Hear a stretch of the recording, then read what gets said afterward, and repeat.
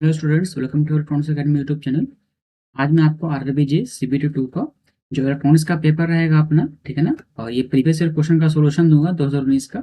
ये lecture number 2 है इस वीडियो का, जिसका मैंने सॉल्यूशन दिया था 1/9/2019 का ये पेपर था। इसमें मैं सॉल्यूशन करा चुका था, 50 क्वेश्चन तक मैं कंप्लीट करा दिया था, ठीक है ना। और अभी जो लेक्चर रहेगा वो 51 से आगे रहेगा, ओके ना। तो ये लेक्चर नंबर 2 है, यानी पार्ट 2 है इस वीडियो का, जिसमें क्वेश्चन जो है प्रीवियस ईयर का 1/9/2019 का ये पेपर है। और भी इससे पहले भी एक एग्जाम हुआ था जो 31/8 का एग्जाम था, ठीक है ना। 31/8/2019 का एग्जाम था, उसका भी मैं सोल्यूशन दे दिया हूँ, तो वो प्लेलिस्ट बना दिया हूँ उसका मैं। तो आप एक बार डिस्क्रिप्शन में लिंक चेक कर लेंगे, वहाँ पे प्लेलिस्ट डाला हुआ है उसका लिंक। तो चलो फिर वीडियो को शुरू करते हैं। क्वेश्चन नंबर 51 पे चलेंगे। तो 51 देखो क्वेश्चन क्या बोलता है अपना। तो 51 क्वेश्चन बोल रहा है कि the primary colour used in the colour television, ठीक है ना। The primary colour used in colour television, यानी जो कलर वाला टीवी होता है ना। कलर टीवी जो एक ब्लैक एंड व्हाइट टीवी आता है, कलर टीवी आता है। तो कलर टीवी में जो हम लोग प्राइमरी कलर यूज करते हैं, उसको वो कलर कौन सा है। तो बेसिकली आप बेसिक से पढ़ी होगे, प्राइमरी कलर जो होता है वो आरजीबी होता है, यानी कि मतलब रेड, ग्रीन एंड ब्लू होता है, ठीक है ना। रेड, ग्रीन एंड ब्लू, ये तीन कलर प्राइमरी कलर होता है, ठीक है ना। इसको कहते हैं हम लोग प्राइमरी कलर, ओके ना। तो ऑप्शन नंबर हमारा सी होगा। और एक जो होता है वो सेकेंडरी कलर होता है। सेकेंडरी कलर होता है, सेकेंडरी में एक होता है मैजेंटा, ठीक है ना। फिर होता है येलो, एक होता है सियान, ठीक है ना। ये जो तीन कलर है, ये तीन कलर सेकेंडरी कलर कहलाता है। तो प्राइमरी कलर कौन सा हो गया, आरजीबी, ठीक है ना। याद रखिएगा आरजीबी, तो याद रहेगा आपको red, green, blue. Option number C हो जाएगा। नेक्स्ट क्वेश्चन पे चल रहा है। For what type of nuclear reaction is responsible for liberation of energy in the nuclear reactor, मतलब न्यूक्लियर रिएक्टर से जो एनर्जी निकलता है उस रिएक्शन को क्या कहते हैं, वो कौन सा न्यूक्लियर रिएक्शन कहलाएगा। न्यूक्लियर फिजन होगा या फ्यूजन होगा, इस तरह का बताइए कौन सा रिएक्शन होगा। ये जो होता है वो फिजन पे वर्क करता है, ठीक है। न्यूक्लियर फिजन कहने का मतलब विखंडन पे वर्क करता है ये। तो न्यूक्लियर फिजन पहले समझो कि क्या होता है। न्यूक्लियर फिजन का मतलब क्या होता है कि वो स्प्लिट करेगा, ठीक है ना। फिजन का मतलब क्या होता है, स्प्लिट करता है। स्प्लिट जो होता है वो दो पार्ट में टूटता है, यानी कि सपोज कर लो कि अगर हाइड्रोजन आइटम है तो हाइड्रोजन आइटम सेम टूटेगा दो पार्ट में, ठीक है ना। अब वो जो दोनों का जो मास होगा वो दोनों का लगभग नियरली इक्वल मास होगा। जैसे एग्जांपल में देना चाहूँ, जो अपना सन है, वो सन जो है वो न्यूक्लियर फिजन पे वर्क करता है। जो हाइड्रोजन हाइड्रोजन टूटता है और हीलियम बनाता है ना, वही सेम है। सन ले लो या फिर हाइड्रोजन बम ले लो, ठीक है ना। हाइड्रोजन बम, ये सब जो है ना, ये अपना एग्जाम्पल जो है ये अपना किस पे, न्यूक्लियर फ्यूजन पे वर्क करता है। तो चलो नेक्स्ट क्वेश्चन पे चल रहे हैं। बोल रहा है कि the device which changes from serial data to parallel data, मतलब डिवाइस का नाम बताइए जो सीरियल डाटा से पैरेलल डाटा में कन्वर्ट करता है। तो इसका जो ऑप्शन आंसर जो होगा वो अपना डी होगा, डीमल्टीप्लेक्सर होगा, डीमक्स होगा, ठीक है ना। इसका जो आंसर होगा वो डीमक्स होगा, जो चेंज करता है serial data to parallel data में। ऐसे इसलिए करता है क्योंकि ये जो डाटा है ना वो टेक्स्ट लेता है, ये डाटा जो लेता है फॉर्म ऑफ लैन लेता है, मतलब एक लैन के लेता है, ठीक है ना, टेक्स्ट डाटा। तो रीजन दे दे रहा हूँ, because it takes the data in form of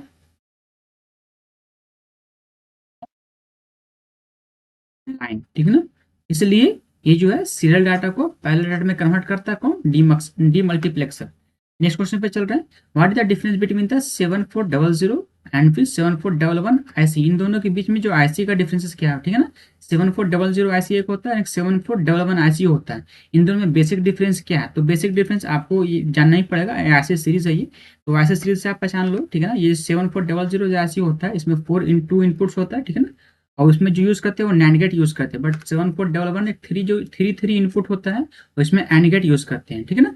तो अगर डबल वन रहेगा तो थ्री इनपुट रहेगा, वो एंड गेट से बनेगा। और अगर 7400 रहेगा तो 42 इनपुट्स रहेगा, वो नैंड गेट से बनेगा। तो ऑप्शन नंबर हमारा बी हो जाएगा। नेक्स्ट क्वेश्चन पे चल रहा है। बोल रहा है कि number of cells connected in a series provided, मतलब मान लो कि मैं बैटरी को लगाया, नंबर ऑफ सेल मतलब मान लो कि ये 5 वोल्ट है, ठीक है ना। फिर मैं इसको जोड़ा, 1 मिनट मैं इसको अच्छे से बना दे रहा हूँ। तो एक मान लो ये बैटरी है, ठीक है ना। और उसको कैसा सीरीज कनेक्शन किया जा रहा है, ठीक है ना। कनेक्शन करो सीरीज में, फिर कनेक्शन करो सीरीज में। तो ये जो है इस क्या देगा, मान लो सपोज ये 5 वोल्ट का है, ये 5 वोल्ट का है एंड ये 5 वोल्ट का है। तो टोटल वोल्टेज कितना हो जाएगा, वीटी टोटल कितना हो जाएगा, 15 वोल्ट हो जाएगा। तो कहने का मतलब क्या देता है ये, मतलब ये अपना जो देगा ये हायर वोल्टेज देगा, ठीक है ना। करंट नहीं देता है, करंट अपना सीरीज में नहीं होता है। करंट जो होता है वो सीरीज में सेम ही होता है, ठीक है ना। तो अपना ये अपना वोल्टेज देगा, हायर वोल्टेज रहेगा, लोअर करंट भी नहीं लगेगा, लोअर वोल्टेज भी नहीं देगा, हाई वोल्टेज देगा। तो ऑप्शन नंबर हमारा बी हो जाएगा, ठीक है ना, क्योंकि ये किरचॉफ सेकंड लॉ से चलता है। किरचॉफ, मान लो किरचॉफ सेकंड लॉ पे ये बेस्ड है, ठीक है ना, सेकंड लॉ पे ये अपना जो वर्किंग प्रिंसिपल है, ये प्रिंसिपल बेस्ड है किरचॉफ सेकंड लॉ पे, ठीक है। नेक्स्ट क्वेश्चन पे चलो। In electron tube vacuum diode is made to work, मतलब जो इलेक्ट्रॉन ट्यूब में जो वैक्यूम डायोड बना होता है वो उसका वर्किंग क्या है, ठीक है ना, वो किस बेस पे वर्क करता है। तो इसका जो वो जो वर्किंग होता है वो space charge limited current region पे होता है, ठीक है ना, ये अपने इसका ये वर्किंग वर्क होता है। और इसके बाद हल्का वैक्यूम ट्यूब के बारे में हल्का जानो, तो वैक्यूम ट्यूब जो अपने पास होता है वो एक तरह का सील्ड होता है, ठीक है ना, सील्ड ग्लास चैम्बर होता है एक तरह का। वैक्यूम ट्यूब क्या है, सील्ड ग्लास चैम्बर है इन अ वैक्यूम, ठीक है ना, वैक्यूम में ये ग्लास सील्ड चैम्बर है, दैट इज कंडक्ट इलेक्ट्रिसिटी, ठीक है ना, दैट कंडक्ट इलेक्ट्रिसिटी, ठीक है ना। नेक्स्ट पॉइंट समझो वैक्यूम ट्यूब के बारे में। इसका जो प्रिंसिपल होता है, मैंने किस प्रिंसिपल पे ये वर्क करता है, प्रिंसिपल, इसका जो प्रिंसिपल है ये एक तरह का थर्मोनिक इमिशन पे वर्क करता है, ठीक है ना, थर्मोनिक इमिशन पे वर्क करता है, ठीक है ना, थर्मोनिक इमिशन ऑफ इलेक्ट्रॉन पे ये इसका प्रिंसिपल है, ठीक है ना। तो पूछता है कभी कभी कि वैक्यूम ट्यूब का प्रिंसिपल क्या है, थर्मोनिक इमिशन ऑफ प्रिंसिपल इसका है, ठीक है ना। आप सपोज कर लो इसका जो कैथोड टर्मिनल है ना वो हीट करता है, इसी कारण ये इलेक्ट्रॉन को देता है, मतलब इसका वर्किंग प्रिंसिपल कहने का मतलब, थर्मोनिक इमिशन कहने का मतलब क्या होगा, इसका कैथोड जो होगा वो हीट करेगा, when cathode terminal is heated, जब कैथोड टर्मिनल को हम लोग हीट करते हैं, ठीक है ना, then it gives electron,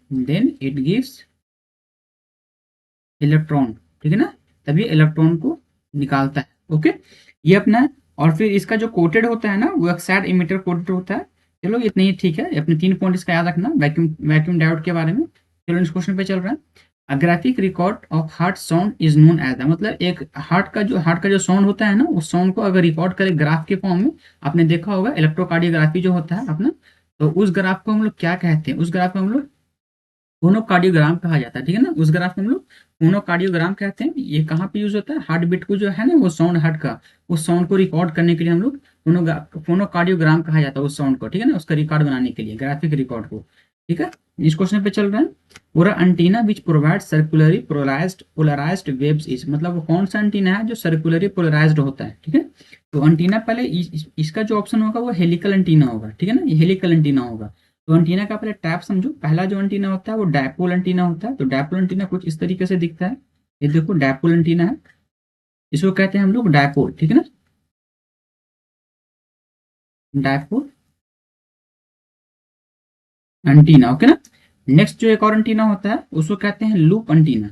loop antenna कुछ इस तरीके से होता है,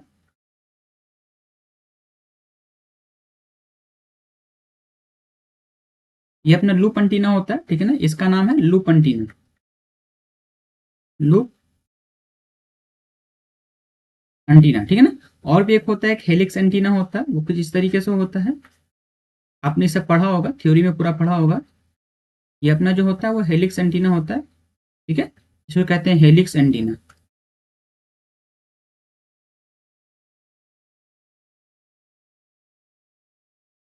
एंटीना। एक होता है पैरा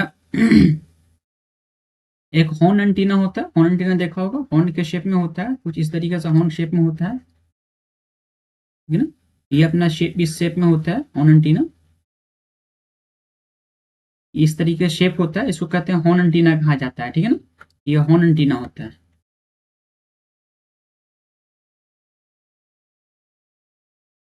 एंटीना। एक और होता है पैराबोलिक डिश रिफ्लेक्टर, ठीक है ना, एक होता है पैराबोलिक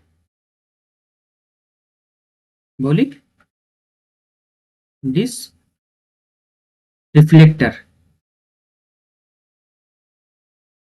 जिसको हम लोग छतरी भी कहते हैं, ठीक है ना, हम लोग आम लैंग्वेज में छतरी कहते हैं।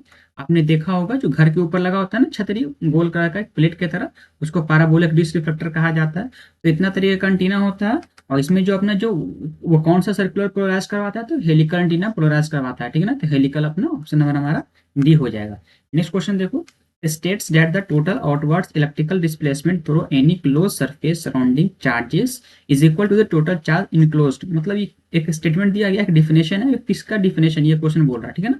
ये जो डिफिनेशन है वो गॉस लॉ का डिफिनेशन है, ठीक है ना। गॉस लॉ कहता है, एक Gauss law state that the total outwards electric displacement through any close surface, एक क्लोज सरफेस में जो भी डिस्प्लेसमेंट होगा electrical displacement surrounding charges is equal to the total charge enclosed, ठीक है ना। उसके अक्रॉस जितने भी चार्ज होगा वो इक्वल होगा, ये कहता है। अब ये जो जो गॉस लॉ होता है, मैं इसका एक हल्का डिस्क्राइब कर दूं गॉस लॉ को। गॉस लॉ जो होता है वो दो तरीके में बांट, एक इलेक्ट्रिक में होता है गॉस लॉ ना, एक होता है मैग्नेटिक में भी गॉस लॉ होता है, ठीक है। तो इलेक्ट्रिकल में जो होता है, इसमें मैं दो फॉर्म लिखता हूँ। इलेक्ट्रिक वाला गॉस लॉ जो होता है, इलेक्ट्रिकल गॉस लॉ, उसमें सबसे पहले एक इंटीग्रल फॉर्म लिखूँ मैं, फॉर्मूला, ठीक है ना। पहला मैं फॉर्मूला लिख रहा हूँ, फॉर्मूला लिख दे रहा हूँ मैं इंटीग्रल फॉर्म का। मान लो सपोज वो इंटीग्रल फॉर्म है, तो उसका जो फॉर्मूला होगा pi is equal to integration of E D N S, ठीक है ना, ये एन डी एस कह सकते हो, ठीक है ना। इसको हम लोग और कह सकते हैं क्यू अपॉन एप्सिलॉन नॉट। एक और जो होता है वो अपना नेक्स्ट होता है, एक डिफरेंशियल फॉर्म होता है, ठीक है ना, डिफरेंशियल फॉर्म होता है। और उसमें जो फॉर्मूला अपना होता है, इसी का जो फॉर्मूला होता है del into E is equal to होता है रो अपॉन एप्सिलॉन नॉट, ठीक है ना। ये इसका फॉर्मूला इलेक्ट्रिक वाला फॉर्मूला हो गया। अब मैग्नेटिक वाला फॉर्मूला का देखो, तो मैग्नेटिक वाला का यहाँ पे एक लाइन डाल दो, ठीक है ना। अब मैग्नेटिक वाला देखो, मैग्नेटिक में भी सेम वही दो तरीके से होता है, एक इंटीग्रल होता है, इंटीग्रल होता है, एक और क्या होता है, एक डिफरेंशियल होता है, ठीक है ना। डिफरेंशियल होता है, इंटीग्रल का फॉर्मूला होता है integration of B N D S, ठीक है ना। यहाँ पे क्या था, ई एन डी एस था, यहाँ पे बी एन डी एस रहेगा, इज इक्वल टू ये जीरो होता है। और डिफरेंशियल का बात करें तो del dot B is equal to zero होता है, ठीक है ना। तो ये अपना गॉस लॉ कहता है, तो अपना ऑप्शन नंबर हमारा जो होगा वो ए हो जाएगा। चलो नेक्स्ट क्वेश्चन पे चल रहा है। बोल रहा है कि wires that carry equal and opposite current are twisted because, मतलब दो वायर है जो इक्वल एंड अपोजिट करंट है, उसको ट्विस्टेड किया गया, दोनों को मतलब जोड़ा गया है। तो बिकॉज वो रीजन पूछ रहा है क्यों जोड़ा गया है वैसे, तो उसका ऑप्शन नंबर हमारा सी होगा। The magnetic field at a distant points are reduced by the current in opposite direction and the direction and distance from the centres is nullified, ठीक है ना। तो ऑप्शन नंबर हमारा सी होगा। ऐसा इसलिए होता है क्योंकि सबसे पहले आप समझो, ये जो अपना आंसर है ना, ये अपना ये होगा। और फिर क्यों ऐसा होता है, क्योंकि टू रिड्यूस मैग्नेटिक इफेक्ट, ठीक है ना, मैग्नेटिक,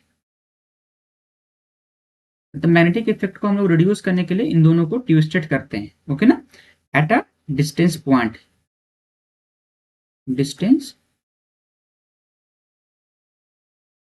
पॉइंट। चलो नेक्स्ट क्वेश्चन पे चल रहा है।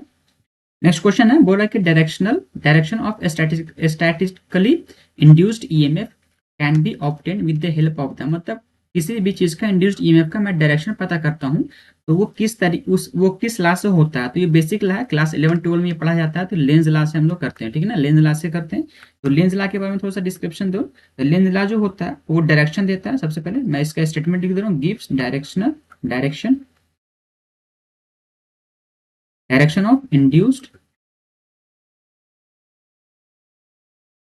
ईएमएफ, इंड्यूस्ड ईएमएफ कह लो या फिर इंड्यूस्ड करंट कह लो, ठीक है ना, इंड्यूस्ड करंट। और नेक्स्ट जो अपना रहता है लेंज लॉ पे, ये बेस्ड ऑन, इसका जो प्रिंसिपल है based on conservation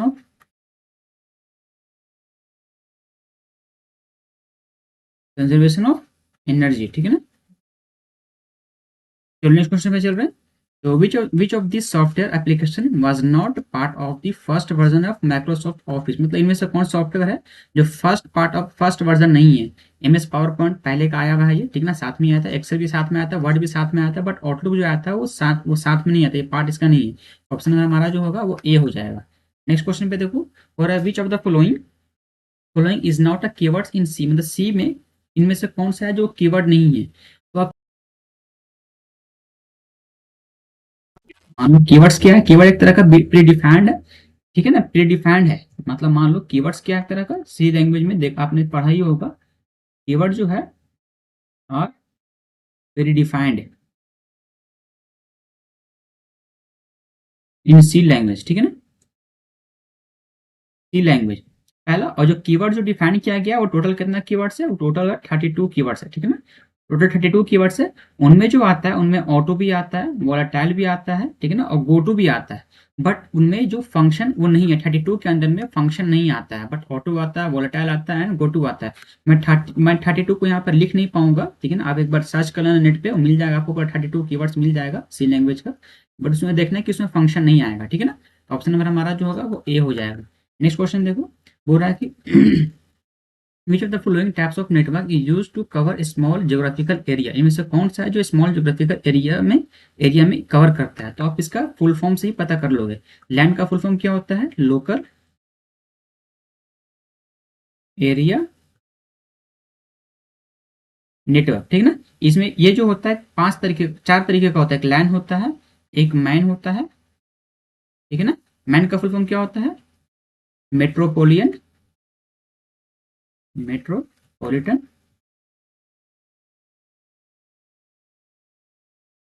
area network, ठीक है ना। एक होता है लैंड मैन और एक होता है उसके बाद वैन, ठीक है ना। इसका होता है full form wide area network. एक होता है पैन, ठीक है ना, इसको कहते हैं पर्सनल पर्सनल एरिया नेटवर्क, ये होता है। और ये जो वैन दिख रहा है ना, ये वैन ऐसा कोई नाम नहीं होता है। अपना जो बोल रहा है कि एक तरह का स्मॉल एरिया में कवर करता है, तो लोकल एरिया हो गया जो अपना स्मॉल रहता है। ऑप्शन नंबर हमारा जो होगा वो ए हो जाएगा, ठीक है। नेक्स्ट क्वेश्चन देखो, कन्वर्ट हेक्साडेसिमल नंबर C6 को इंटू बाइनरी में, ठीक है ना। C6 को हमको करना है किसमें, बाइनरी में करना है, यानी बेस 2 में कन्वर्ट करना है। सबसे पहले सी का क्या होता है वैल्यू, तो ए का जो वैल्यू होता था अगर देखोगे तो 10 होता है, बी को हम लोग कहते हैं अगर मान लो डेसिमल में 11 कहते हैं, सी को डेसिमल में हम लोग 12 कहते हैं, डी को अपने को 13 कहा जाता है, ई 14 होता है, ठीक है ना, और एफ जो होता है वो 15 होता है। तो कहने का मतलब C6 कहने का मतलब क्या इन्होंने लिख रखा है, 12 एंड 6 लिख रखा है, ठीक है ना। ये अपना कैसा है, वो हेक्सा में है, कन्वर्ट करना है किस पे, 2 पे कन्वर्ट करना है। तो 12 को आप सिंपली आप बाइनरी फॉर्म में लिख दो एंड 6 को बाइनरी फॉर्म में लिखो। तो 12 को जो बाइनरी फॉर्म लिखते हैं हम लोग, 12 का जो बाइनरी फॉर्म होता है 1100 होता है, ठीक है ना। अगर बाइनरी में कन्वर्ट करोगे तो मैं कन्वर्ट करके दिखा दे रहा हूँ। 12 को कन्वर्ट करना है बाइनरी में, तो 2 से डिवाइड मारो, 2 6 12 कैरी 0, फिर 2 से डिवाइड करो, 2 3 6 कैरी 0, फिर 2 से डिवाइड करो, 2 1 2 कैरी 1, ठीक है ना। तब इस चलते हैं किस तरीके से हम लोग, इस तरीके से चलते हैं। तो क्या आएगा अपने पास इस तरीके से, ठीक है ना। तो क्या आएगा 1100, ये अपना बाइनरी हो गया किसका, 12 का हो गया, ठीक है ना। ये अपना बैंड लिखा गया, तो उसी तरह से मैं लिखा, उस तरह अगर 6 का लिखोगे तो 6 का जो बैंड आएगा 110। बट ये क्या हेक्सा के फॉर्म में है, तो ये 4 बिट में रहेगा। हेक्सा कैसा होता है, 4 बिट में होता है, तो 4 बिट में को कन्वर्ट कर लो। ये तो 4 बिट में पहले से, इसको 4 बिट में मैंने कर दिया। ये जो अपना हो गया वो बैंड्री हो गया किसका, इस C6 का। तो बैंड्री फॉर्म लिख दो पूरा मिलाकर 1100 इज 0, ठीक है ना, 110। तो ये अपना कैसा हो गया, बैंड्री फॉर्म हो गया किसका, C6 का, ओके ना, जो कैसा था हेक्सा में था। तो ऑप्शन नंबर जो हमारा होगा वो ऑप्शन नंबर हमारा ए हो जाएगा, ठीक है ना। सेम टैली कर option number A. Next question देखो, बोल रहा है कि convert, sorry next question, next question है कि which of the following requires a device is driver, ठीक है ना। इनमें से कौन सा है जो रिक्वायर्ड कर रहा है, बोल रहा है ड्राइवर रिक्वायर्ड कर रहा है, ठीक है। 66 क्वेश्चन नंबर देखो क्या बोल रहा है, वो सॉरी 67 क्वेश्चन नंबर था, ये 66 है। The thin gate oxide in CMOS process is preferably grown using, मतलब सीमॉस टेक्नोलॉजी में हम लोग कौन सा इसमें से यूज करते हैं, प्रोसेस कौन सा यूज करते हैं। तो जो सीमॉस टेक्नोलॉजी में होता है वो हम लोग ड्राई ऑक्सीडेशन यूज करते हैं, ठीक है ना। अब ड्राई ऑक्सीडेशन इसलिए यूज करते हैं सीमॉस फैब्रिकेशन में, तो इसलिए क्योंकि ये हम लोग को जो ये प्रीफर होता है ड्यू टू, मतलब इसको मैं इसको एक्सप्लेन कर दे रहा हूँ। तो ये ड्राई जो होता है, ड्राई ऑक्सीडेशन हम लोग प्रीफर करते हैं, ठीक है ना, prefer over weight oxidation, okay ना, ऑक्सीडेशन। अब अगर इसका रिएक्शन देखो तो सिलिकॉन सिलिकॉन जो मिलेगा ऑक्सीजन से, तो बनाएगा सिलिकॉन ऑक्साइड, ठीक है ना। तो ये अपना ऑप्शन नंबर हमारा सी रहेगा। सीमोस टेक्नोलॉजी में क्या प्रीफर करते हैं, ड्राई ऑक्सीडेशन। नेक्स्ट क्वेश्चन देखो, for which of the following requires a device driver, इनमें से कौन सा है जो डिवाइस ड्राइवर को रिक्वायर्ड करता है, ठीक है। तो आप इनमें से देखो, कैच मेमोरी या फिर मेन मेमोरी या रजिस्टर या डिस्क। तो डिस्क जो होता है वो एक तरह का ड्राइवर रिक्वायर्ड करता है, ठीक ना, ड्राइवर रिक्वायर्ड करता है डिस्क। नेक्स्ट क्वेश्चन पे चलते हैं। बोल रहा है कि 1/3 of the member of the Rajya Sabha retires after every, मतलब 1/3 मेंबर जो होता है वो रिटायर कर जाता है कितने साल पे। 1/3 जो मेंबर होता है ना राज्यसभा का, वो रिटायर करता है कितने साल पे, तो हर दूसरे साल पे वो जो है वो रिटायर करता है, मेंबर राज्यसभा का मेंबर रिटायर करता है। राज्यसभा क्या, राज्यसभा जो है एक तरह का परमानेंट बॉडी है, वो परमानेंट बॉडी है वो, ठीक है ना। राज्यसभा क्या है, परमानेंट बॉडी है, और इसका 1/3 मेंबर जो होता है वो रिटायर करता है एवरी सेकंड ईयर में, ठीक है। नेक्स्ट क्वेश्चन पे चल रहा है। विच of the following data types represent the value of 136.24, इनमें से कौन सा जो डाटा टाइप्स है, ये डाटा टाइप्स का टाइप्स है, ठीक है ना, जो रिप्रेजेंट करेगा 136.24, इनमें से कौन सा वो डाटा टाइप्स होगा जो रिक्वायर्ड, जो मतलब रिप्रेजेंट करेगा। तो जो डबल डाटा टाइप होता है ना, ये रिप्रेजेंट करता है ये पॉइंट वाले डेसिमल नंबर को, ठीक है ना। ऑप्शन नंबर हमारा बी हो जाएगा। नेक्स्ट क्वेश्चन देखो, which of the following techniques used in networking, networking हम लोग पढ़ते हैं ना, सी लैंग्वेज में नेटवर्किंग पढ़ते हैं, ठीक है ना। तो उसमें इनमें से कौन सा टेक्निक को यूज करते हैं, सर्किट स्विचिंग में यूज करते हैं, सर्किट स्विचिंग यूज होता है, या फिर मैसेज स्विचिंग यूज होता है, या पैकेट स्विचिंग में यूज होता है। ये जो तीनों है ना, ये तीनों यूज करते हैं हम लोग नेटवर्किंग में। तो ऑप्शन नंबर हमारा जो होगा वो सी हो जाएगा, ठीक है ना, all of the above. Next question देखो, नेक्स्ट क्वेश्चन बोल रहा है what is the forbidden energy gap in pure semiconductor, in pure conductor, मतलब प्योर कंडक्टर का एनर्जी गैप कितना होता है। दैट मींस कहने का मतलब क्या पूछ रहा है, इसने एनर्जी गैप पूछा, ईजी पूछा, ठीक है ना। इसका पूछ रहा है इन्होंने, प्योर कंडक्टर का पूछा है ना। तो मैं एक एनर्जी बैंड डायग्राम बनाता हूँ, ये अपना एनर्जी बैंड डायग्राम है, ठीक है ना। तीन को बना दे रहा हूँ, एक इंसुलेटर का रहेगा, एक कंडक्टर का रहेगा, एक सेमी कंडक्टर का रहेगा, ओके। तो ये देखो, ये अपना सबसे पहला गैप रहेगा, ओके।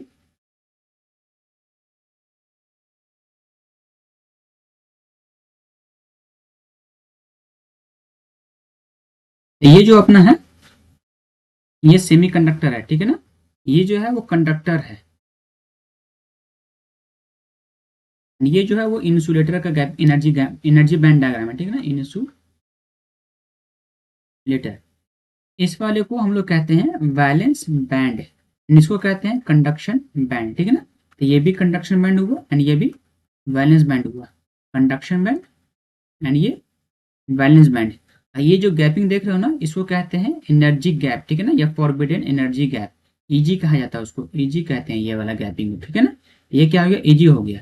अब अगर सपोज वो सेमी कंडक्टर रहेगा, तो अप्रोक्स जो ईजी रहेगा वो अप्रोक्स 1.1 वोल्ट रहेगा या फिर 1 इलेक्ट्रॉन वोल्ट रहेगा, ठीक है ना। इस तरीके से रहता है सेमी कंडक्टर का। अगर सपोज कंडक्टर है तो एनर्जी गैप जो ये दोनों सटा हुआ रहेगा, ये पूरा सटा हुआ रहता है, और इसका जो एनर्जी जो ईजी रहेगा वो जीरो जीरो वोल्ट रहता है, 0 इलेक्ट्रॉन वोल्ट रहता है। अब अगर वो इंसुलेटर रहता है तो अप्रॉक्स मान लो 5 से ज्यादा रहेगा, 5 इलेक्ट्रॉन वोल्ट रहेगा या उससे ज्यादा रहेगा, ठीक है ना। तो ऑप्शन नंबर हमारा जो पूछ रहा था कि प्योर कंडक्टर का जो एनर्जी गैप कितना होता है वो 0 इलेक्ट्रॉन वोल्ट होता है, ठीक है। नेक्स्ट क्वेश्चन पे चलो। In order of an output to swing above and low and below a zero reference, the open circuit requires, मतलब मेरे को क्या करना, आउटपुट को स्विंग करना है above and below zero reference है, ठीक है ना। तो ओपन सर्किट क्या रिक्वायर्ड करता है, ओपन सर्किट में क्या मुझे चाहिए। ये सिंपली क्वेश्चन है, क्या बोलना चाह रहा है कि ओपन सर्किट मुझे क्या चाहिए। तो सबसे पहले मुझे क्या करना पड़ेगा, नेगेटिव एंड पॉजिटिव को सप्लाई देना पड़ेगा, ठीक है, नेगेटिव पॉजिटिव सप्लाई मुझे चाहिए हर हाल में। तो ऑप्शन नंबर हमारा ए हो जाएगा। नेक्स्ट क्वेश्चन देखो, which of this is not an ideal way of spreading virus, मतलब इनमें से कौन सा जो आइडियली वे है जो स्प्रेड वायरस को स्प्रेड करने का आइडियली वे नहीं है, ठीक है, ये क्वेश्चन पूछ रहा है। तो इसमें से ऑप्शन जो अपना बोल रहा है वो ऑप्शन बोल रहा है कि यूएसबी हो गया, या फिर ईमेल्स हो गया, या फिर ऑफिशियली एंटीवायरस हो गया, या फिर इन्फेक्टेड वेबसाइट हो गया। इन सब से हम लोग मतलब ऑफिशियली हम लोग स्प्रेड कर सकते हैं, बट ऑफिशियली एंटीवायरस सीडीज को हम लोग नहीं कर सकते। तो ऑप्शन नंबर हमारा जो होगा वो सी हो जाएगा। इन्होंने जो ये बोल कर वर्ड्स में ही इन्होंने आंसर छिपा रखा है, ठीक है। ऑप्शन नंबर हमारा सी हो जाएगा। यहाँ पे आप लॉजिकली भी आंसर लगाओगे, बहुत सारा जो सी लैंग्वेज का जो क्वेश्चन दिया है ना, कंप्यूटर से क्वेश्चन जो दिया है, कंप्यूटर बेस पे जो क्वेश्चन है वो सब लॉजिकली क्वेश्चन दिया है, ठीक है ना। तो आप लॉजिक लगाओ, तब सारा क्वेश्चन जो है कैसा है, लॉजिकली बेस्ड क्वेश्चन है। तो अब अगर आपके पास लॉजिक अच्छा है तो लॉजिक लगा के आप डायरेक्टली आंसर को एलिमिनेट कर सकते हो। तो ऑप्शन नंबर हमारा जो होगा वो सी हो जाएगा। नेक्स्ट क्वेश्चन देखो, single bit indicators that may be set or clear to show the results of a logical and arithmetical operation are the, मतलब ये जो सिंगल बिट मेरे को इंडिकेटर है जो सेट और क्लियर करना है, जो रिजल्ट शो करता है लॉजिकली अर्थमेटिकल ऑपरेशन, किस में शो करता है, ठीक है ना। तो ये जो शो करता है वो फ्लैग में शो करता है। ये सब लॉजिकल, अब बेसिक बेसिक नॉलेज है ये सब सी लैंग्वेज का, तो सी लैंग्वेज कंप्यूटर के बारे में पढ़ोगे तो बेसिक नॉलेज ये सब है, तो ऑप्शन नंबर हमारा जो होगा वो बी हो जाएगा। ओके ना। नेक्स्ट क्वेश्चन देखो, बोरा ISP exchange internet traffic between their networks, ठीक है ना। आईएसपी जो होता है वो एक्सचेंज करता है internet traffic between there and networks by the, मतलब किससे वो चेंज करता है।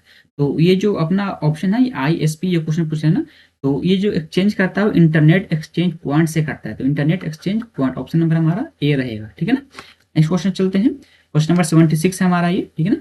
What are the celestial bodies revolving around the planets is called, मतलब जो सेलेस्टियल बॉडी के रिवॉल्व करता है उस प्लैनेट को क्या कहते हैं, तो उस प्लैनेट को हम लोग सैटेलाइट कहा जाता है, ठीक है ना। जो सेलेस्टियल बॉडीज के अराउंड मतलब रिवॉल्व करता है, जैसे मान लो सपोज कर लो कि अर्थ जो है ना, अर्थ के अराउंड कौन कर रहा है, मून कर रहा है रिवॉल्विंग, ठीक है ना। तो इसको हम लोग क्या कहेंगे, सैटेलाइट कहेंगे। ये मून क्या है, एक नेचुरल सैटेलाइट है अर्थ का, ठीक है। नेक्स्ट क्वेश्चन ऑप्शन नंबर हमारा ए हो जाएगा। नेक्स्ट क्वेश्चन देखो, क्वेश्चन नंबर 77 है। क्वेश्चन नंबर 77 क्या बोल रहा है कि which of the following expression will delete the entire array pointed by the Q, मतलब इनमें से कौन सा एक्सप्रेशन है जो यूज करेंगे entire array point by the Q, मतलब डिलीट इंटायर एरे, डिलीट करने के लिए ऑप्शन हमारा जो होगा वो डी होगा। इस तरीके से रिप्रेजेंट करते हैं डिलीट इंटायर क्यू को, ठीक है ना। मतलब मुझे क्यू को डिलीट करना है तो डिलीट इंटायर वाला पूरा साइन दिया मैंने और क्यू एंड सेमीकोलन लगा दिया, ठीक है ना। ऑप्शन में हमारा डी हो जाएगा। नेक्स्ट क्वेश्चन देखो, how much in 1 terabyte that means 1 TB is equal to, मतलब कुछ ने इसने बोला कि 1 TB में कितना होता है, 1 TB इज इक्वल टू क्या होता है, तो 1 TB इज इक्वल टू जो होता है 1024 GB होता है, ओके ना। 1024 GB होता है, और 1 GB इज इक्वल टू जो होता है 1024 MB होता है, मेगाबाइट, ठीक है ना। और 1 MB इज इक्वल टू होता है 1024 KB, ओके ना। And 1 KB is equal to होता है 1 KB इज इक्वल टू होता है 1024 byte, okay. And 1 byte is equal to होता है 8 बिट, ठीक है ना। ये मैं सबको अरेंज कर दिया।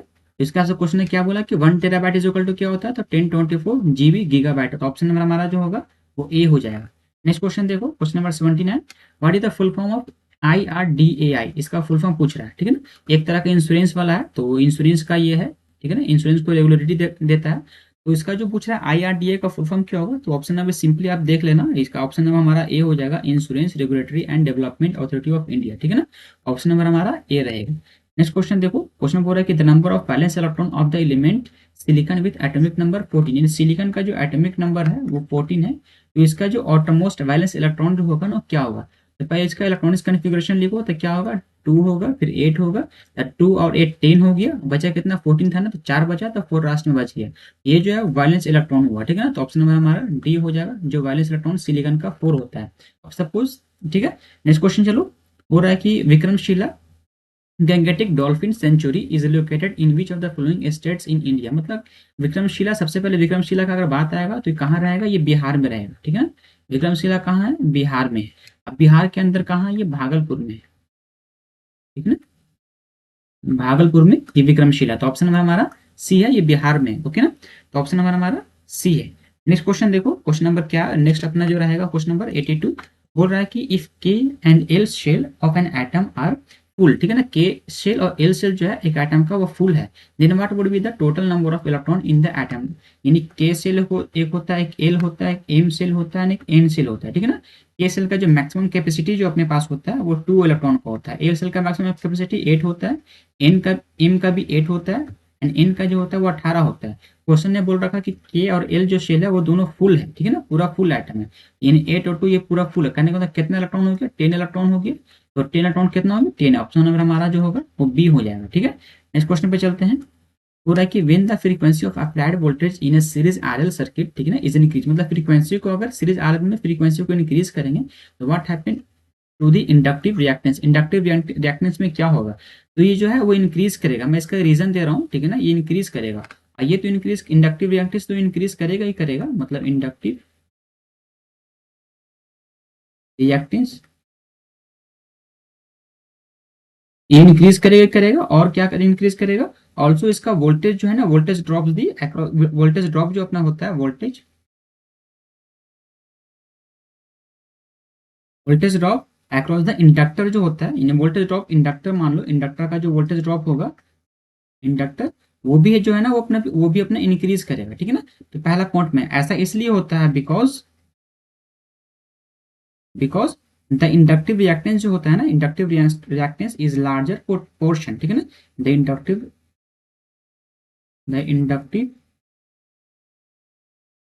reactance is a larger portion of the total impedance, ठीक है ना, of the total impedance circuit का जो रिएक्टिव अपना जो इंडक्टिव जो रिएक्टेंस होता है ना, वो लार्जर पोर्शन होता है, ठीक है ना। The total of the total impedance circuit in circuit, ठीक है ना, इन सर्किट। ऑप्शन में हमारा क्या होगा, वो इंक्रीज करेगा, और क्या इंक्रीज करता है, वोल्टेज ड्रॉप अक्रॉस इंडक्टर भी इंक्रीज करेगा, ठीक है। ऑप्शन नंबर हमारा ए हो जाएगा। Next question number 80 number, question number 84 देखो, reference variable must be initialised at the time of, ठीक है ना। एक रिफरेंस वेरिएबल है जो इनिशियलाइज्ड होता है, किस टाइम पे वो इनिशियलाइज्ड होता है, ठीक है ना। तो वो डिक्लेरेशन टाइम पे इनिशियलाइज्ड होता है। ये सी का क्वेश्चन है, सी लैंग्वेज का क्वेश्चन है, यानी कि ये कंप्यूटर से रिलेटेड क्वेश्चन है, तो डिक्लेरेशन के टाइम में वो इनिशियलाइज्ड होता है। ऑप्शन नंबर हमारा ये रहेगा। नेक्स्ट क्वेश्चन देखो, which are the following pairs of octal and binary numbers are not equal, ठीक है ना। ऑक्टल एंड बाइनरी नंबर दिया हुआ है, अब इसमें से बोल कौन सा इक्वल नहीं है। तो आप सिंपली सबसे पहले ए को चेक करना, बी को चेक करना, सी एंड डी को सबको चेक करना है, ठीक है ना। तो करना कुछ नहीं है, आप सिंपली यहाँ से पेयर बनाना है, ठीक है ना। आप जिसमें भी ये सब ऑक्टल है ना, तो ऑक्टल का जो पेयरिंग होता है वो 3 का पेयरिंग होता है। मान लो अगर हेक्सा रहेगा तो 4 का पेयरिंग करना, ठीक है ना। इसी तरीके से हम लोग पेयर पेयर करते हैं। तो यहाँ पे अगर पेयरिंग करोगे तो देखो यहाँ पे पेयर, सबसे पहले ये 3 का पेयरिंग हो गया, बचा 2, तो एक 0 यहाँ पे डालना, फिर पेयरिंग करना, और वहां से आप डायरेक्टली देखना कि 25 आ रहा है कि नहीं आ रहा है, ठीक है ना। फिर यहाँ से उस तरह से पेयर करना है इसको, और रिजल्ट निकालना, तो ये आएगा, ठीक है ना। तो सारा आ जाएगा, बट आप ऑप्शन नंबर ए पे चलोगे तो ऑप्शन नंबर ए अपना नहीं आएगा, ठीक है ना। मैं एक प्रूफ करके दिखा दे रहा हूँ, क्या लिखा है इन्होंने क्वेश्चन, 1110110, ठीक है ना। ये क्या है, बाइनरी है, और इन्होंने बोला कि इसका जो डेसिमल जो ऑक्टल आएगा वो 62 आएगा, ठीक है ना। तो आप सिंपली क्या करो, इसका बाइनरी लिख दो। 6 का जो बाइनरी आता है वो कैसा रहना चाहिए, वो 3 बिट का होना चाहिए, ठीक है ना, क्योंकि ये 3 बिट है, 8 ऑक्टल है तो ये 3 बिट का ऑक्टल होता है। तो 3 बिट में लिखो 6 को, तो 6 का जो 3 बिट होगा 110 होगा, ओके ना। और फिर 2 को लिखो 3 बिट में, 2 को जो 3 बिट में लिखेंगे 010, ये अपना होता है। तो आप इसको जब पूरा को लिखोगे तो अपना जो रिप्रेजेंट जो आंसर आएगा 110 ठीक है ना, 110 तो ये अपना आएगा, इसको क्या कहते हैं, 6 and 2 होगा। ये इसके लिए नीच टर्म के लिए 6 हो गया, नीच टर्म के लिए 2 हो गया। तो मैं देखो ये जो अपना आ गया, ये बाउंड्री आ गया, ये बाइंडिंग में देखो, इस बाइंडिंग में देखो, तो यहाँ पे एक 0 का फर्क है, ठीक है ना। एक और 0 अगर यहाँ पे रहता तो अपना ऑप्शन नंबर ये भी सही होता। तो ये जो है वो गलत है, ठीक है ना। ऑप्शन नंबर हमारा ए हो जाएगा। नेक्स्ट क्वेश्चन देखो, बोल रहा है कि in which of the following periods was the second world war, यानी कि सेकंड वर्ल्ड वार जो हुआ था ना, वो कब मतलब लड़ा गया था, कब लड़ा गया था। ये तो बेसिक क्वेश्चन है। तो सेकंड वर्ल्ड वार जो हुआ था 1939 से 1945 तक हुआ था, ओके ना। अगर फर्स्ट वर्ल्ड वार पूछेगा तो वो जो हुआ था 1914 से टू 1918 तक, ठीक है ना। 1914 से लेकर 1918 तक फर्स्ट वर्ल्ड वार हुआ था, और सेकंड वर्ल्ड वार जो हुआ था 1939 से 1945 तक, ठीक है। ऑप्शन नंबर हमारा ये रहेगा। नेक्स्ट क्वेश्चन नंबर देखो, the number of distinct Boolean expression of 4 variable, मतलब पूछ रहा है कि डिस्टिंक्ट बुलियन एक्सप्रेशन पूछ रहा है नंबर ऑफ किसके लिए, 4 वेरिएबल के लिए। मतलब जैसे सपोज करो कि अगर 3 वेरिएबल रहता है, 3 वेरिएबल कितना पीस हम लोग कम्बिनेशन बनाते हैं, इस तरह कम्बिनेशन बनाते हैं ना, 0 0 0 0 0 1, इस तरीके से कम्बिनेशन बनाते हैं। तो ये जो 3 वेरिएबल का जो बनता है, उस तरह से उसने बोला कि 4 वेरिएबल का कितना पीस बनेगा, ओके ना। तो 4 वेरिएबल का बनाने के लिए, तो इसका फॉर्मूला होता है, 4 वेरिएबल का बनाने के लिए एक फॉर्मूला होता है, 2 पे पावर मान लो ये अपना n रहेगा, ओके ना। तो ये अपना नंबर ऑफ बुलियन एक्सप्रेशन होता है, नंबर ऑफ बुलियन एक्सप्रेशन, ठीक है ना। इसका ये फॉर्मूला होता है, तो 2 × 2 × कितना वेरिएबल है, 4 वेरिएबल है, ठीक है ना। जहां पर n क्या अपने पास, n is the variable, okay. Solve करोगे तो 2 इंटू ये हो जाएगा 16 इसको सॉल्व कर लो तो लगभग आ जाएगा अपने पास 2 पे पावर 4 हो जाएगा, तो 2 पे पावर 16 हो जाएगा, ओके ना। और इसको जब सॉल्व करोगे तो अप्रोक्स 2 5 तो 6 5 5 3 6 आएगा, तो ऑप्शन नंबर हमारा जो होगा वो बी हो जाएगा, ठीक है।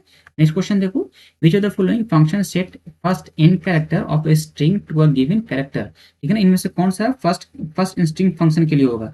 इसका जो ऑप्शन होगा, ऑप्शन नंबर हमारा बी होगा, स्ट्रिंग सेट, ठीक है ना, ये क्लोज रहेगा ब्रैकेट, ऑप्शन नंबर हमारा बी।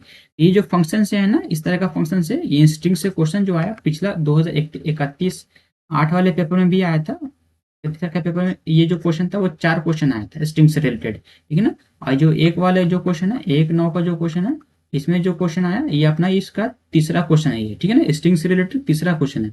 ये जो पोर्शन है ना, इस पोर्शन को मजबूत कर लेना, ओके ना, क्योंकि देखो 2031 वाला डेट में भी 4 क्वेश्चन दिया था, और अभी ये एक वाले में चल रहा है, अभी 3 क्वेश्चन आ चुका है, अभी देखो कितना क्वेश्चन आता है, ठीक है। तो ऑप्शन हमारा बी रहेगा। तो सी लैंग्वेज को अच्छा पकड़ बना लेना, जितना भी कंप्यूटर से रिलेटेड है टॉपिक्स उसको अच्छा पकड़ बनाना, छोटा ही पढ़ना, कम पढ़ना, लेकिन अच्छे से पढ़ना, ठीक है। नेक्स्ट क्वेश्चन चलो, what are the name of the group 17 element, 17 in PT आप लोग पढ़ो पीरियोडिक टेबल।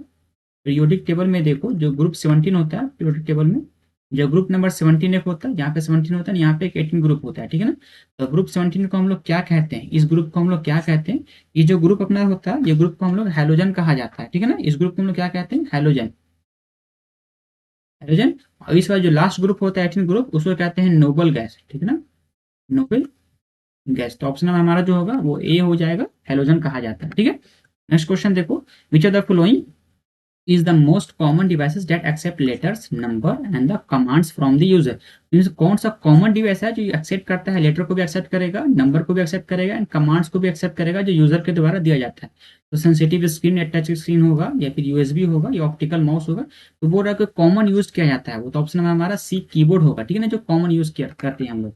नेक्स्ट क्वेश्चन पे चलो, हो रहा कि which is not considered as are linear voltage regulator, इनमें से कौन सा है जिसको कंसिडर नहीं करते हैं लीनियर वोल्टेज रेगुलेटर, ठीक है ना। तो इसका जो ऑप्शन होगा, ऑप्शन हमारा जो होगा वो स्विचिंग रेगुलेटर जो है उसको लीनियर वोल्टेज रेगुलेटर नहीं कहते हैं, एडजस्टेबल होगा, शंट होगा एंड सीरीज होगा, ये सब जितना भी है लीनियर वोल्टेज रेगुलेटर होता है।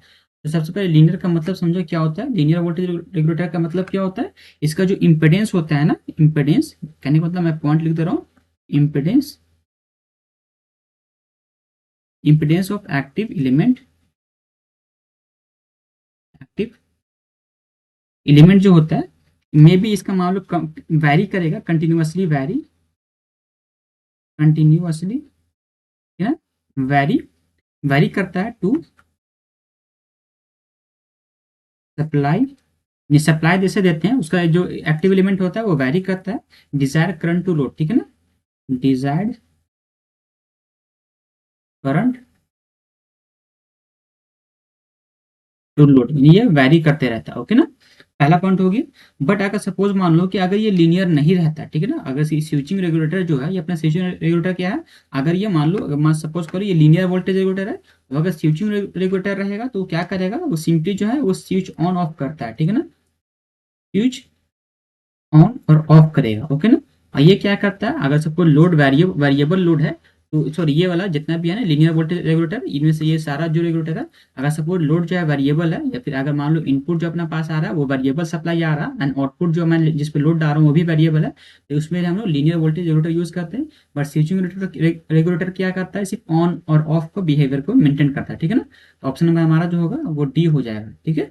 नेक्स्ट क्वेश्चन देखो, question number 92, for which of the following hills is situated on the India's north eastern border with Myanmar, ठीक है ना, म्यांमार के पास जो है वो कौन सा बॉर्डर, जो कौन सा हिल्स है, तो पटकाई जो है एक तरह का, ये पटकाई एक हिल्स है जो कहाँ पर होता है, वो म्यांमार के बॉर्डर के पास है, ठीक है। नेक्स्ट क्वेश्चन देखो, बोल रहा है कि FET is a device which has, FET जो है वो किस तरीके से, फेट मतलब फेट कौन सा डिवाइस है। सबसे पहले फेट जो है एक तरह का, वो जो है वो उसके पास हाई इम्पेडेंस होता है एंड वोल्टेज कंट्रोल डिवाइस है वो, ठीक है ना, वोल्टेज कंट्रोल डिवाइस है ये, एंड इसका इम्पेडेंस जो होता है वो हाई होता है। तो मैं यहाँ पे लिख दे रहा हूँ फेट कहने का मतलब, फील्ड, फेट का फुल फॉर्म क्या होता है, फील्ड इफेक्ट ट्रांजिस्टर, ठीक है ना, फील्ड इफेक्ट ट्रांजिस्टर, ये फेट का फुल फॉर्म होता है, ओके ना, फेट का फुल फॉर्म होता है। अब से फेट के बारे में कुछ जानो कि फेट क्या करता है, voltage driven,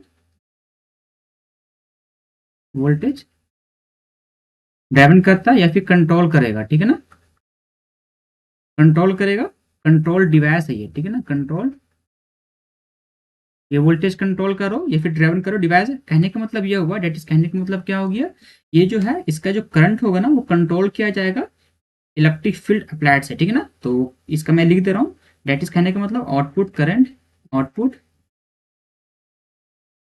current is controlled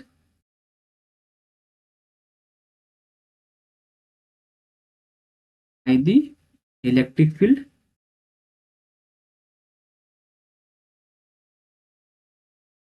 electric field apply, ठीक है ना। इलेक्ट्रिक फील्ड अप्लाई करके हम लोग इसका करंट को कंट्रोल करते हैं, आउटपुट करंट को कंट्रोल करते हैं, ओके ना। ये दो पॉइंट हो गया। अब ये जो है, ये जो फेट होता है एक तरह का यूनिपोलर डिवाइस है, ठीक है ना, यूनिपोलर डिवाइस। यूनिपोलर का मतलब होता है, यूनिपोलर का मतलब सिंपली मैं कह सकता हूँ, जो करंट कंडक्शन होगा ना, जो अपने पास करंट कंडक्शन हो रहा है, करंट कंडक्शन जो होगा, वो करंट कंडक्शन जो होगा वो सिर्फ एक ही, ओनली वन, ठीक है ना, मतलब करंट जो कंडक्शन होगा इज ओनली, मैं लिख दे रहा हूँ, is only,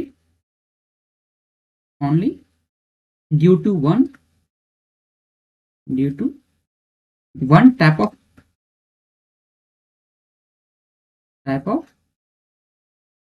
majority, majority carrier. It is कहने का मतलब क्या हो गया, जो करंट का कंडक्शन होगा वो एक टाइप से होगा, चाहे तो वो इलेक्ट्रॉन होगा, चाहे तो वो फिर होल होगा, ठीक है ना। दोनों में से कोई एक किसी एक जो मेजोरिटी में रहेगा उसके कारण जो करंट कंडक्शन होगा उसको कहते हैं यूनिपोलर डिवाइस कहा जाता है। तो ये तीन पॉइंट मैंने बताया, ये क्या करता है, वोल्टेज कंट्रोल है, ठीक है ना। कहने का मतलब इसको आउटपुट जो होता है वो कंट्रोल किया जाता है इलेक्ट्रिक फील्ड अप्लाइड करके, और ये एक तरह का यूनिपोलर डिवाइस है। यूनिपोलर कहने का मतलब इसका जो करंट कंडक्शन है वो ओनली डिपेंड करता है मेजोरिटी कैरियर पे, चाहे तो वो होल होगा चाहे तो वो इलेक्ट्रॉन होगा, ठीक है। तो ऑप्शन में हमारा ए रहेगा, इसका इंपोर्टेंस जो होता है वो अपना हाई होता है, ठीक है।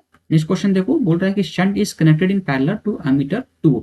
शंट को हम लोग पैरेलल लगाते हैं एमीटर में, ठीक है ना। ऐसा क्यों करते हैं, तो सबसे पहले आप इसका याद होगा, मैं जिससे सपोज कर लो मुझे कन्वर्ट करना होगा गैल्वेनोमीटर को, गैल्वेनोमीटर को, अगर सपोज गैल्वेनोमीटर को मुझे सपोज एमीटर बनाना होगा, ठीक है ना, एमीटर मुझे बनाना होगा, तो मैं क्या करता हूँ, एक रजिस्टर लगाता हूँ, ठीक है ना, स्मॉल, एक तरह का small are resistor, resistance in parallel, parallel में एक स्मॉल रेजिस्टेंस लगाते हैं विद गैल्वेनोमीटर, तो उससे क्या होता है कि हमारा वो एमीटर बन जाता है, ठीक है ना। कन्वर्ट करने के लिए हम लोग क्या करते हैं, पैरेलल में हम लोग स्मॉल रेजिस्टेंस का ये एक रेजिस्टेंस लगाते हैं। तो इससे होता क्या है कि इसका जो सेंसिटिविटी होता है ना, वो सेंसिटिविटी यानी कि वो हैवी करंट को मेजर कर सकता है। तो इसका क्या होगा कि measure the heavy current, option number हमारा सी हो जाएगा। क्यों करते हैं, क्योंकि हम लोग हैवी करंट को मेजर करना रहता है गैल्वेनोमीटर से एमीटर बनाने के लिए, ठीक है। नेक्स्ट क्वेश्चन देखो, क्वेश्चन बोल रहा है कि व्हेन डज जो circuit breaker automatically operates in the line, ठीक है ना। जो सर्किट ब्रेकर होता है ना, या सर्किट ब्रेकर हो गया या एमसीबी हो गया, मिनिएचर सर्किट ब्रेकर, जो सर्किट ब्रेकर होता है एक एमसीबी होता है, एक एयर सर्किट ब्रेकर होता है, air circuit breaker, miniature circuit breaker, ये सब जो ब्रेकर होता है ये किस ऑटोमेटिकली ऑपरेट होता है इन लाइन में, तो कब ऑपरेट होता है, तो when able the fault occurs in the line, अगर वो फॉल्ट होगा उस लाइन में, अगर फॉल्ट रहेगा तब ये ऑटोमेटिकली ब्रेक करेगा, टूटेगा, ठीक है ना, सर्किट को ब्रेक कर देगा। तो ऑप्शन हमारा जो रहेगा वो ए रहेगा।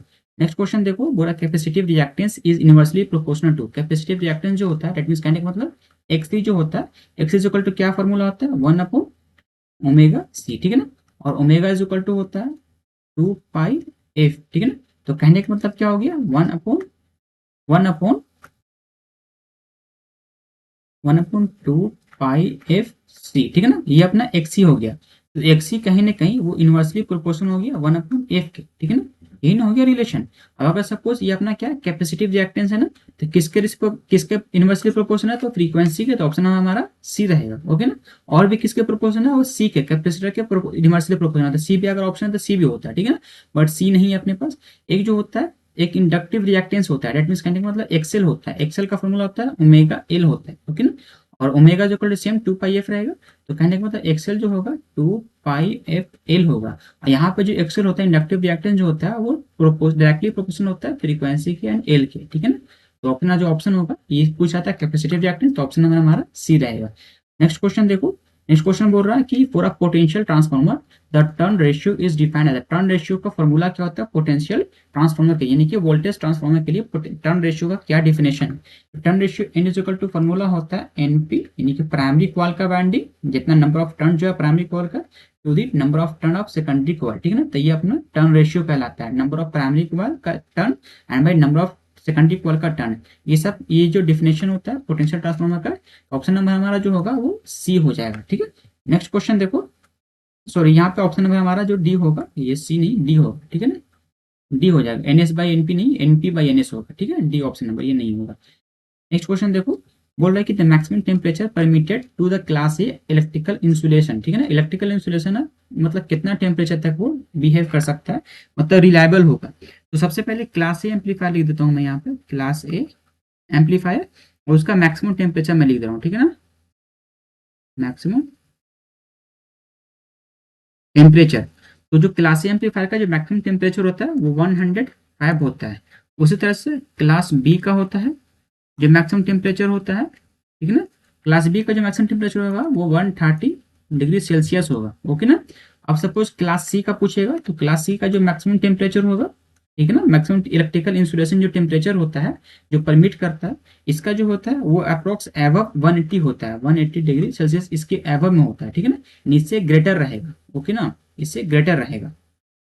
और अप टू कहाँ तक जाएगा ये, अप टू 25, यानी अप टू क्या है तो यहाँ पर अप टू, ठीक है।